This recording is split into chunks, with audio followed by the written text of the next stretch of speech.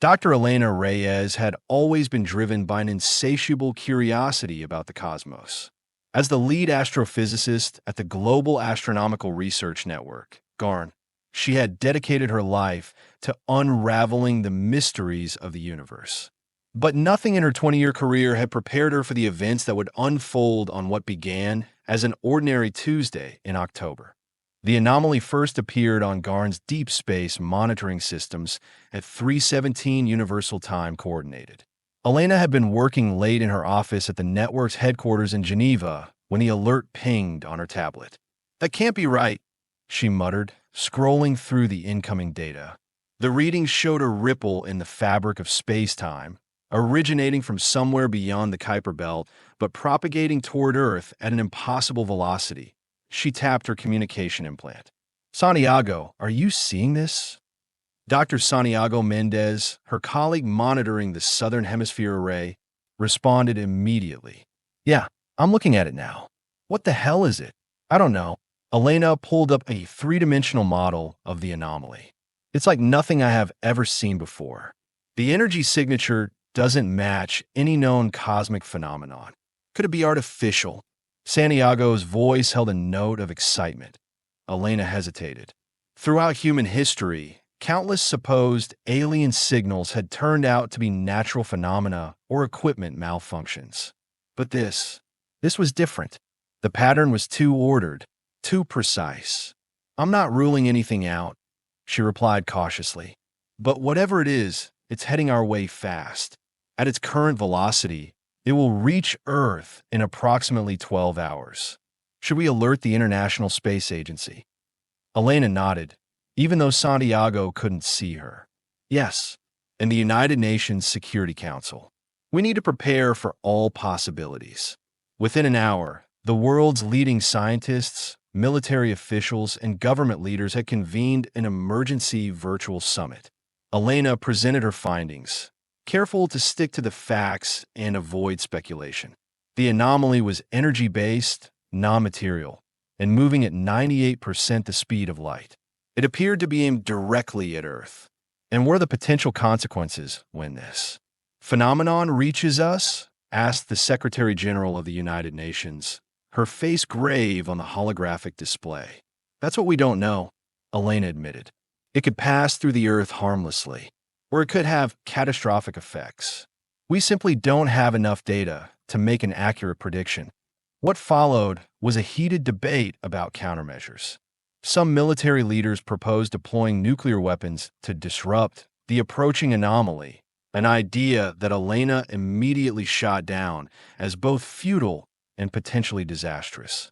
Others suggested evacuating as many people as possible to underground bunkers, though everyone acknowledged the impossibility of sheltering 8 billion humans in less than half a day.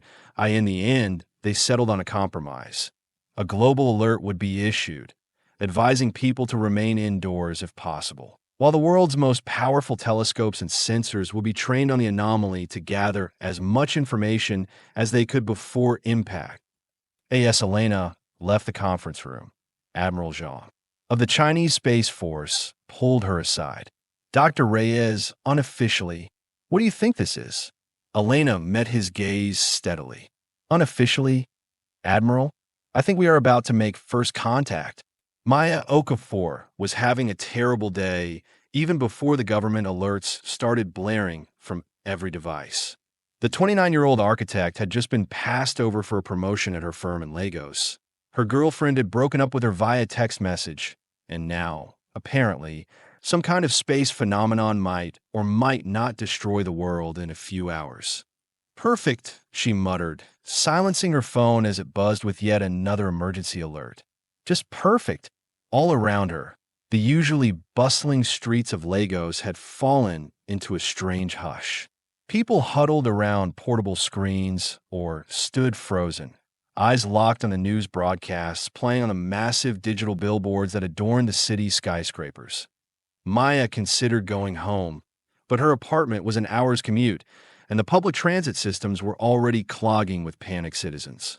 Instead, she ducked into a nearby cafe that was still open, ordered the strongest coffee they had, and found a quiet corner to watch the world potentially end.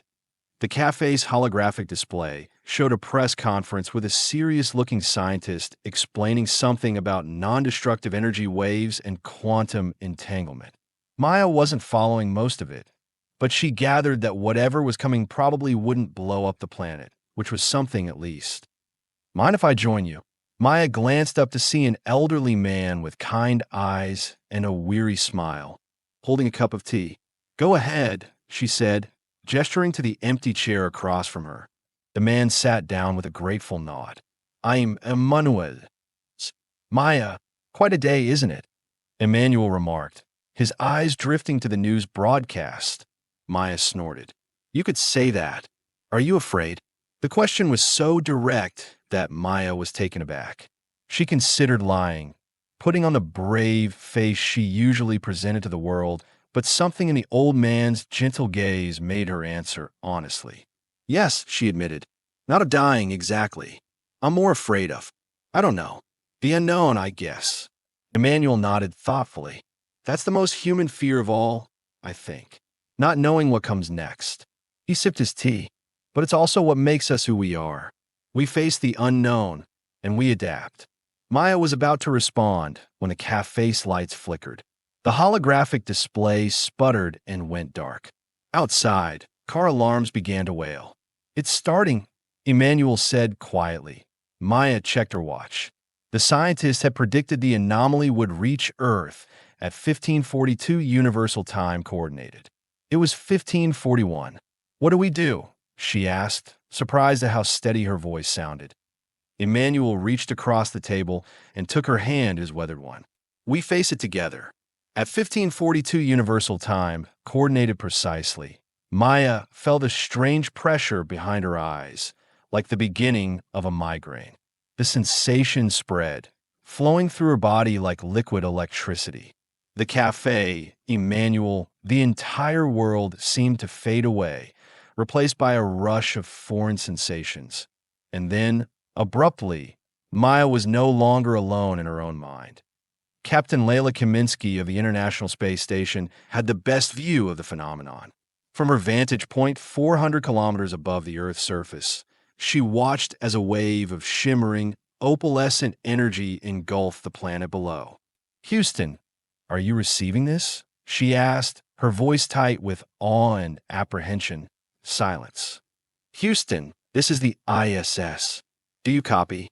Nothing but static. The energy wave must have disrupted communications. Layla floated to the observation module, pressing her face against the reinforced glass. The wave was beautiful in a terrifying way, rippling across Earth's atmosphere like the surface of a pond disturbed by a thrown stone. Then it reached the space station. Layla gasped as a surge of something flooded her consciousness. Images, sounds, emotions, all alien, all incomprehensible, cascaded through her mind. She clutched her head, certain it would explode from the pressure of containing these foreign thoughts. Through the haze of confusion, one crystal-clear thought emerged. Not her own, but somehow understandable. We have been searching for so long. Across the globe, 8 billion humans simultaneously experience the same phenomenon. In that instant, the thoughts of an alien intelligence merged with the collective consciousness of humanity. In New York, a stock trader collapsed at his desk. Overwhelmed by visions of a planet with 3 moons, in rural Tanzania, a young girl began drawing complex mathematical equations in the dirt. Equations that would later revolutionize humanity's understanding of quantum gravity. In a maximum security prison in Russia, an inmate began speaking a language no human had ever heard before, describing the life cycle of beings made of pure energy. And in Geneva, Dr. Elena Reyes received the answer to the question she had spent her career asking. Are we alone? They were not. But this answer came with a complication none could have predicted. The alien presence in their minds wasn't an invasion. It was a desperate plea for help. The headache hit Sanjay Patil like a sledgehammer. One moment, he was driving his cab through the crowded streets of Mumbai. And the next, his vision swam with images he couldn't comprehend. Vast structures floating in a sea of swirling gases, beings of light communicating through pulses of color. Mathematical concepts so complex they made his brain feel like it was folding in on itself. He managed to pull over before the full force of the alien consciousness crashed into his mind. His last coherent thought before passing out was a concern for his passengers, a Canadian couple who had been arguing in the back seat about whether to cut their vacation short due to the approaching anomaly.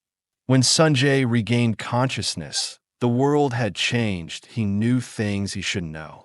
He understood principles of physics that had eluded Earth's greatest minds. He could visualize higher dimensions as easily as most people could picture a cube. And he knew, with absolute certainty, that the entity sharing his thoughts was called a Myriad, a being from a civilization that had transcended physical form millions of years ago.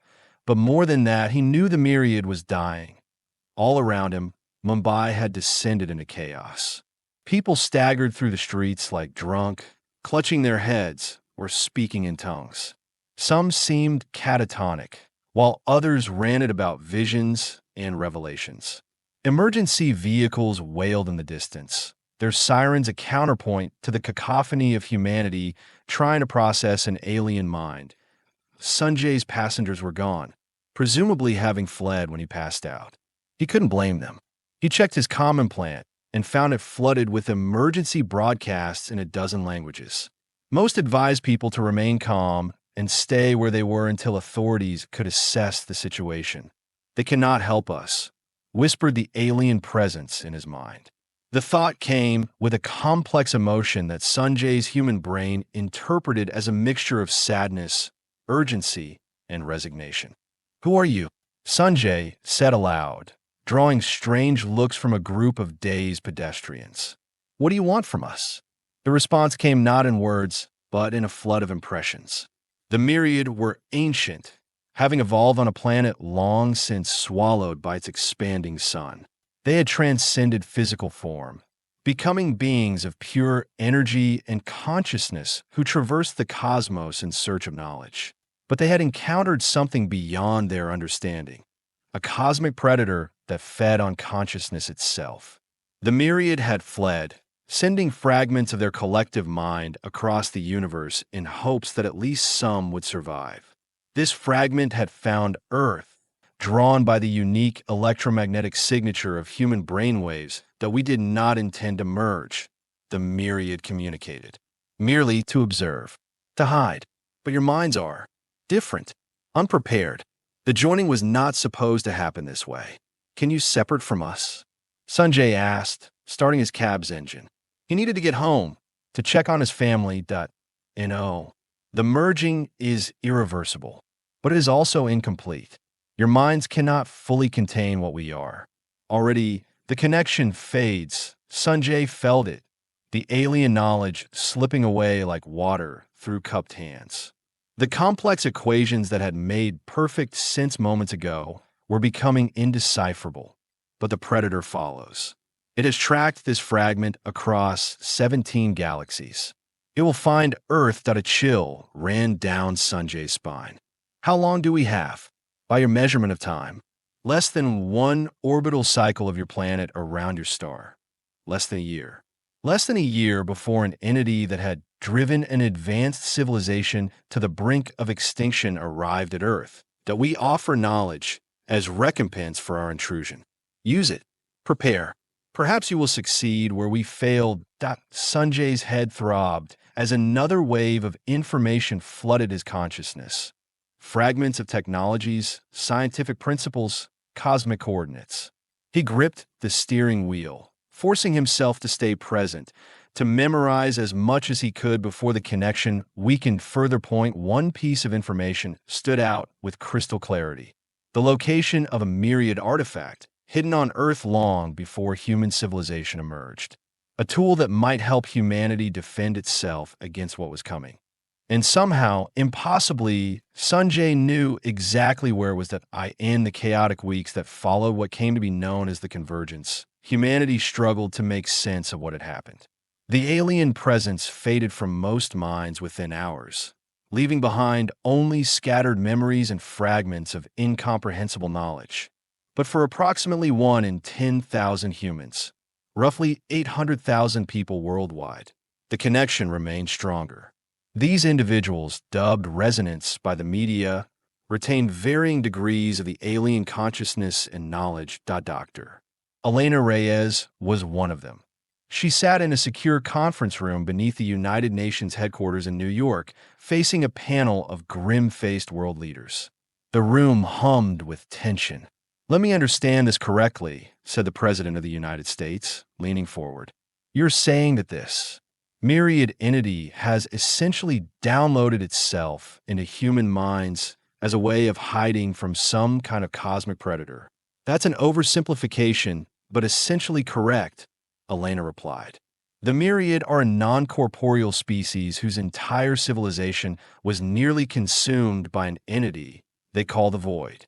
This fragment fled to Earth, intending to observe us without interference. But something about human consciousness caused an unintended merging. And now this Void is coming here?" asked the Premier of China, her expression skeptical. "Yes. We have approximately 11 months before it arrives." The room erupted in heated discussion. Some leaders demanded proof, while others immediately began debating military responses. The Russian president suggested weaponizing the knowledge gained from the Myriad, while the European Union representative argued for a cooperative global approach to defense. Elena let them talk, her mind partly focused on the alien presence that still lingered in her consciousness. The Myriad's emotions were strange, not quite human, operating on wavelengths she couldn't fully comprehend, but she sensed its regret, its fear, and most of all, its curiosity about humanity. "They react as expected," the Myriad observed. "Threat assessment, strategic planning, resource allocation, similar to our early evolutionary stage. We are doing the best we can," Elena whispered. The Secretary General called for order. "Dr. Reyes, what do you recommend? You understand this threat better than anyone." Elena stood, projecting a holographic display of the solar system. "The Void travels through higher dimensions, making it nearly impossible to detect with our current technology. However, the Myriad have provided coordinates for an artifact hidden on Earth, a quantum beacon that can help us track the Void's approach and potentially develop defenses." "Where's this artifact?" demanded the American president. "Antarctica, buried under 2 kilometers of ice. It's been there for approximately 3 million years." The Chinese premier's eyes narrowed. "And who should control this alien technology once it's retrieved?" "That's not the right question," Elena said sharply. "The artifact isn't a weapon. It's a tool for understanding. And we don't have time for political posturing. The Myriad chose to connect with all of humanity, not just one nation. They didn't recognize our borders or our divisions." She swept her gaze across the assembled leaders. "Either we work together or we die together. Those are our options." Maya Okafor wasn't a resonant, but her life had been irrevocably changed by the convergence nonetheless. The brief connection with the Myriad had left her with something the psychologists were calling echo impressions, not full knowledge, but intuitive leaps in specific areas that, in Maya's case, it manifested as an understanding of architectural principles that seemed to defy conventional physics. 2 weeks after the convergence, she had filled 17 sketchbooks with designs for structures that shouldn't be able to stand, but somehow, according to the simulation she ran, would. Her firm had gone from planning to fire her to putting her in charge of a special division dedicated to exploring these new concepts. Overnight, she had become one of the most valuable architects in the world. But that wasn't why she found herself stepping off a transport in Geneva, clearance badge already slung around her neck. She was here because of Emmanuel. The old man from the cafe had turned out to be Dr. Emmanuel Okonkwo, one of Nigeria's most brilliant physicists, who had retired a decade earlier after a distinguished career. And he was a resonant, one of the strongest on the African continent, that he had contacted Maya a week after the convergence. explaining that the Myriad had shown him something important about her, something that connected to humanity's survival. Now, she followed a stone-faced security officer through the labyrinthine corridors of the hastily established Global Defense Initiative headquarters. Ms. Okafor. Emmanuel greeted her warmly as she entered a spacious laboratory filled with equipment she didn't recognize. "Thank you for coming. Did I have a choice?" Maya asked, only half joking. The GDI's invitations weren't exactly optional these days. Emmanuel's smile faltered slightly. "We all have choices, but fewer than we might like." He led her to a holographic display showing a complex geometric structure, a series of nested polyhedra that seemed to rotate through dimensions Maya's eyes couldn't quite track. The Myriad shared this design with several resonants, myself included, Emmanuel explained. "We believe it's a containment architecture, a way of creating spaces that can isolate and perhaps even neutralize the void." Maya studied the rotating shapes. "It looks like some of the structures I have been drawing." "Exactly," Emmanuel nodded, excitement lighting his tired eyes. The Myriad weren't random in how they distributed knowledge. They were strategic. You received architectural insights that complement the theoretical physics understanding given to others. "But I'm not a resonant," Maya protested. "I barely remember anything from the merging." "You don't need to remember consciously. The knowledge is there, integrated into your existing expertise." He gestured to a table covered with her sketches. "These designs incorporate principles that could help us build physical structures based on the containment architecture." Maya approached the table, scanning her drawings with new eyes. She had created these in a kind of fugue state, often working through the night without realizing how much time had passed. Looking at them now, she could see patterns and symmetries she hadn't consciously included. "You want me to help build a trap for the void?" she said slowly. Emmanuel nodded. "Yes, but not just any trap. One that could potentially save our species." Maya thought of her life before the convergence, her frustrations, her ambitions, her heartbreaks. All of it seemed so small now. Where do we start? Antarctica's brutal winds howled around the modified Hercules aircraft as it approached the designated landing zone. Inside, Captain Layla Kaminsky checked her thermal gear one last time. After the convergence, she had been recalled from the International Space Station specifically for this mission. Her experience with extraterrestrial phenomena, limited as it was, made her one of the few people qualified to lead the expedition to recover the Myriad artifact. 5 minutes to touchdown, announced the pilot. Beside her, Dr. Elena Reyes adjusted her oxygen mask. "How are you feeling?" she asked. "Like I'm about to dig up an alien time capsule in the most inhospitable place on Earth," Layla replied dryly. "So just another Tuesday." Elena smiled, but there was tension behind it. The Myriad presence in her mind had grown fainter over the past 3 months, and she worried that crucial information might be lost before they could retrieve the artifact. "We endure," came the whispered thought, as if responding to her concern. "But not for much longer. The physical laws of your reality do not sustain us well." The aircraft touched down with a jolt on the ice landing strip that had been prepared by an advance team. Outside, in the perpetual darkness of Antarctic winter, floodlights illuminated a makeshift research station, a cluster of prefabricated modules surrounding a massive drilling apparatus. "Welcome to the end of the world," said Dr. Santiago Mendez, meeting them at the airlock. His breath fog in the sub-zero air despite the station's heating systems. "We have started preliminary drilling, but we are encountering some anomalies." "What kind of anomalies?" Layla asked sharply. Santiago led them to the main research module, where a three-dimensional scan of the ice beneath them rotated on a holographic display. "The ice around the artifact's location is behaving strangely. Its crystalline structure is more ordered than it should be, and its thermal properties don't match anything in our databases. It's been modified," Elena said, the knowledge coming from the Myriad part of her consciousness. The artifact generates a low-level energy field that alters matter within a certain radius. It's a preservation mechanism. Is it dangerous? Layla asked. Elena hesitated. Not inherently, but it wasn't designed with human physiology in mind. We should proceed with caution.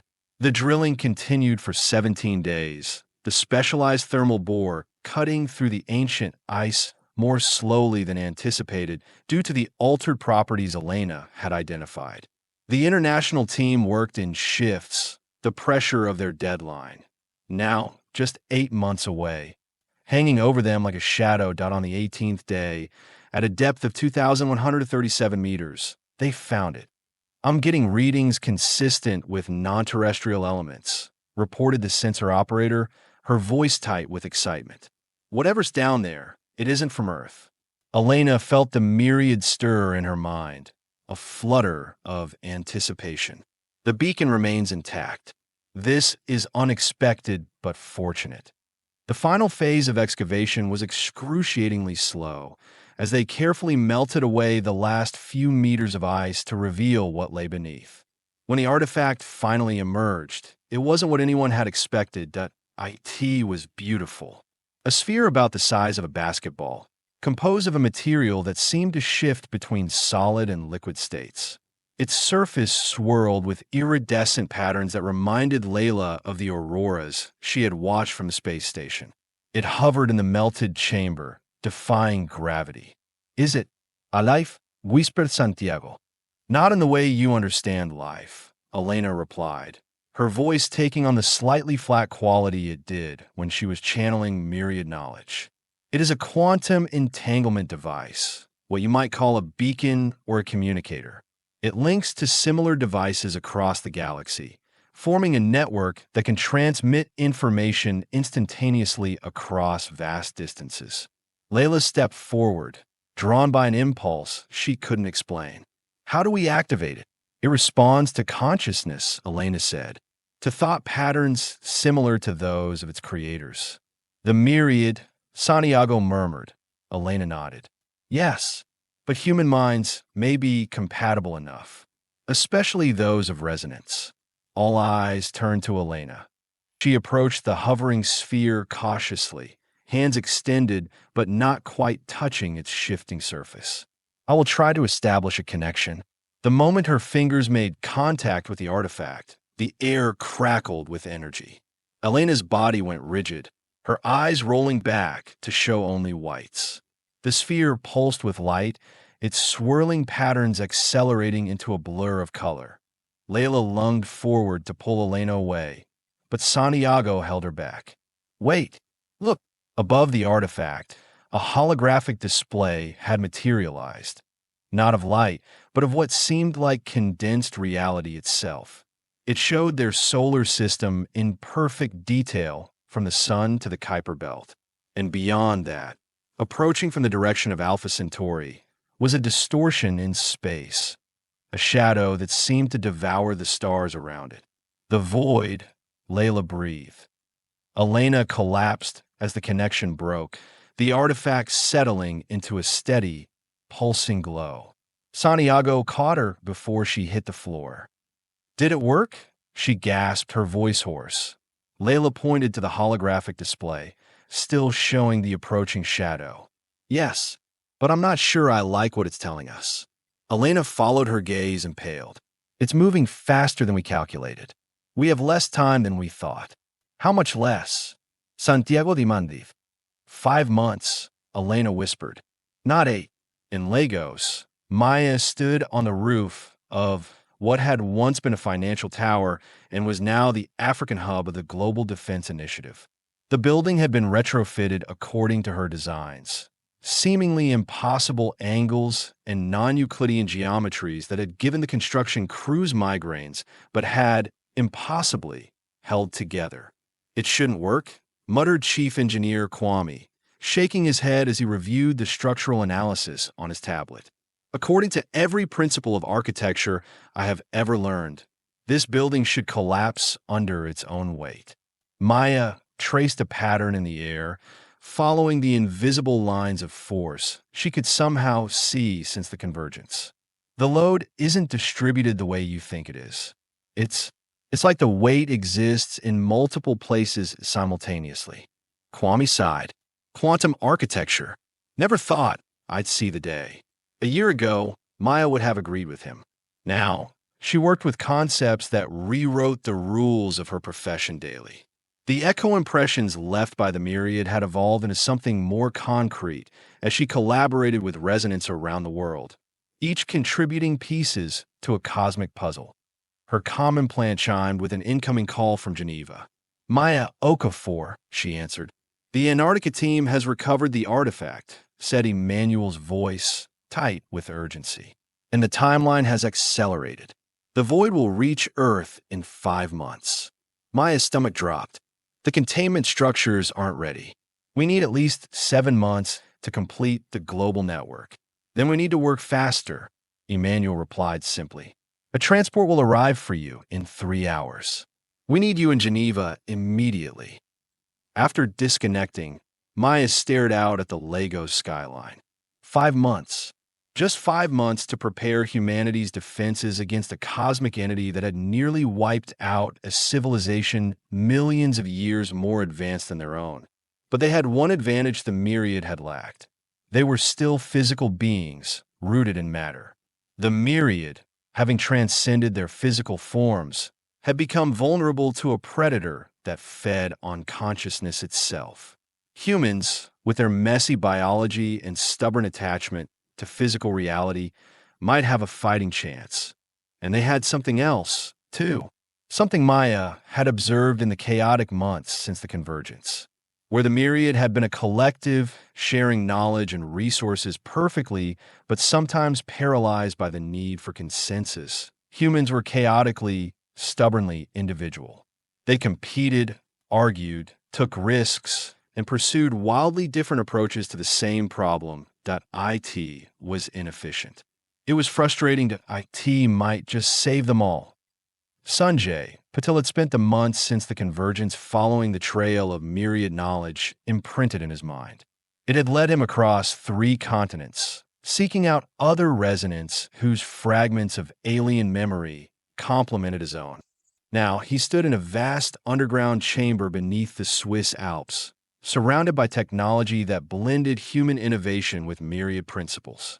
The Quantum Defense Network, a system designed to detect and potentially counteract the Void's higher-dimensional approach, was his brainchild, built by a team of engineers and physicists who had followed his seemingly impossible specifications without fully understanding them. The Antarctic Artifact has been successfully integrated into the network, reported Dr. Yuki Tanaka, a Japanese quantum physicist who had become one of Sanjay's closest collaborators. We are receiving real-time data on the Void's approach.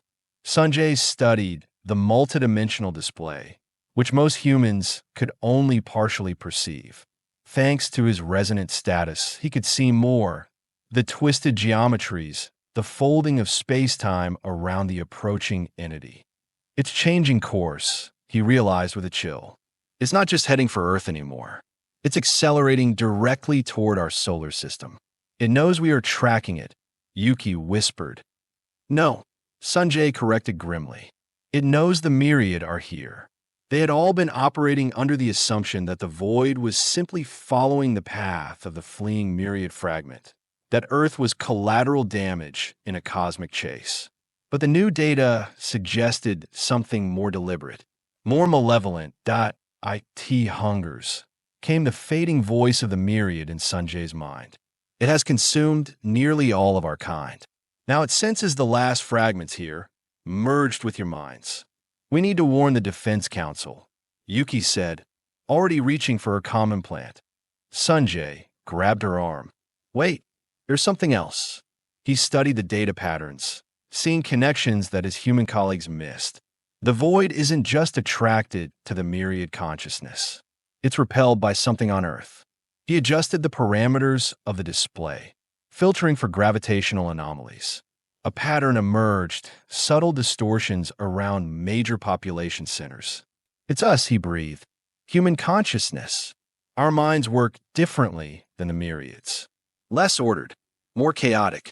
The Void finds it indigestible. Yuki's eyes widened.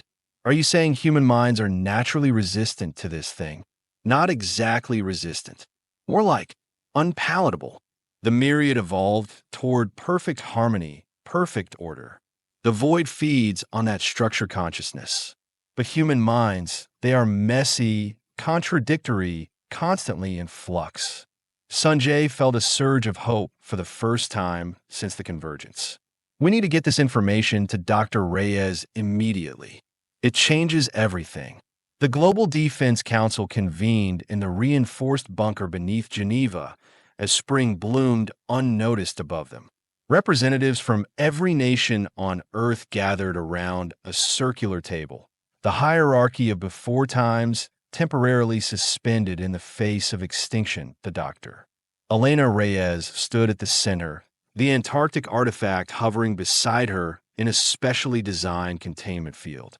In the 3 weeks since its recovery, the artifact had become the linchpin of humanity's defense efforts, its quantum network spreading to monitoring stations around the globe.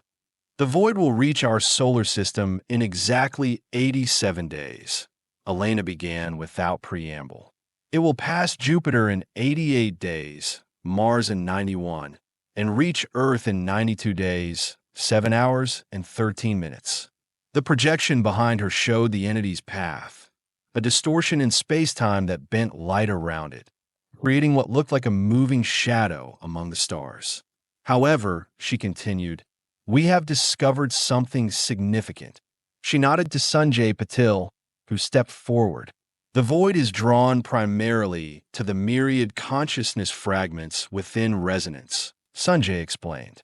But it exhibits a measurable aversion to concentrated areas of human consciousness. Our minds, specifically the chaotic, individualistic nature of human thought, appear to create a quantum field that the void finds difficult to process. Murmurs spread through the assembly as the implications sank in. Are you suggesting we weaponize thinking? Asked the Russian president skeptically. In a manner of speaking, yes, Elena confirmed. The containment architecture designed by Maya Okafor and her team creates spaces that amplify this effect. Combined with the quantum technology developed by Dr. Patil's group, we believe we can create a global network that will essentially make Earth unpalatable to the void. And if it doesn't work? Asked the American president. Elena met his gaze steadily. Then humanity joins the myriad as another species consumed by an entity we barely understand. The room fell silent. The plan requires coordination on an unprecedented scale, Maya explained, stepping forward to indicate the holographic globe hovering above the table. We have identified 17 key locations where containment structures must be built. Each must be powered by a quantum amplifier derived from the Antarctic Artifact's technology. And each must be staffed. Staffed? Echoed the Chinese premier. The structures amplify human consciousness, Maya clarified. To be effective, each facility needs to house approximately 1,000 people, preferably with a mix of resonance and non-resonance. You are asking for 17,000 volunteers to act as what? Bait. The Indian Prime Minister's voice was sharp with disbelief. Not bait, Sanjay corrected. A shield. Their combined consciousness, filtered through the containment architecture, will create a quantum barrier that should repel the void. Should? Someone muttered. Elena raised her hand for silence. We have no guarantees. This plan represents our best chance, based on the knowledge the Myriad shared with us and what we have learned since. The alternative is to do nothing and hope an entity that has devoured an advanced civilization somehow spares us. The debate raged for hours, but in the end, logic prevailed over fear. The council voted unanimously to implement the defense plan, committing global resources to completing the 17 containment structures within 3 months. The meeting adjourned. Captain Layla Kaminsky approached Elena. Since Antarctica, she had been appointed as military liaison to the scientific team, her experience with both space operations and the artifact making her uniquely qualified. You didn't tell them everything, she said quietly.